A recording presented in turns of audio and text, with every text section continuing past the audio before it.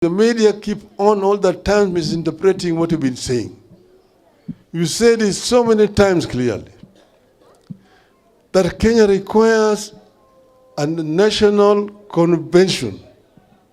We want to have a national convention that people of Kenya or their representatives will come together to talk constructively about problems which are facing our country today. Kenya is at a critical juncture. We either move forward or we perish. Because we don't want to perish, we need that conversation. And that is what I had proposed, that we must have this conversation that take cognizance of the demographic profile of our nation. And that there are several issues that need to be discussed at that convention. But I've also said that there matters precedence, issues that must be dealt with first before that convention can be had. This includes, number one, compensation for the families of the victims of violence last year and this year. Two, paying of all the hospital medical bills of the victims of police violence last year. Number three is a release of all people who have been arrested and are in police custody. Number four is the dropping of all the pending charges which are pending in courts. Number five is the sacking and prosecution of all police officers who have been involved in criminal violence against innocent Kenyans who are actually exercising their rights as enshrined in the Constitution. And then we said that once that has been done, then people will sit down and dialogue. And we've also actually come up with what that dialogue should be about. The issues that have been raised by Gen Zs are not new issues. There are similar issues which we raised last time, even last year we were on the streets. We talked about unemployment in our country.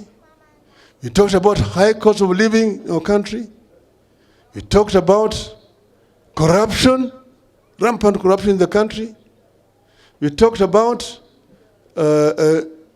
tribalism and ethnicity, discrimination in our country.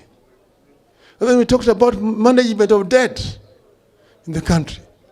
These are critical issues that need to be discussed. But thirdly is the issue of governance.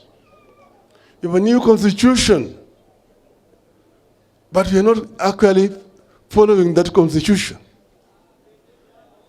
There are issues which were pending. Kenyans met at Bomas of Kenya and deliberated for a very, very long time and came up with a very, very progressive constitution. That constitution was bastardized to a certain extent during the so-called Naivasha process. We must go back to the Bomas draft constitution, put it back on the table, and see what needs to be cleaned up so that we can have a progressive constitution.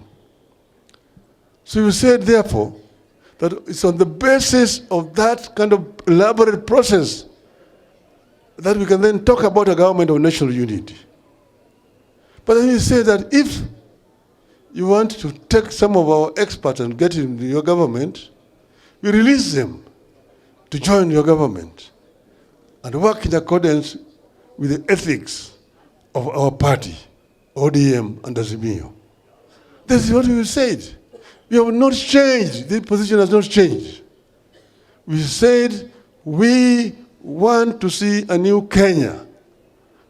And the people of Kenya are entitled to it. And that's why we said we agree with Gen Z in their demands. Gen Z demands are the demands of the people of Kenya. Irul Kaman. Alonso Maganya, Irul Kamana.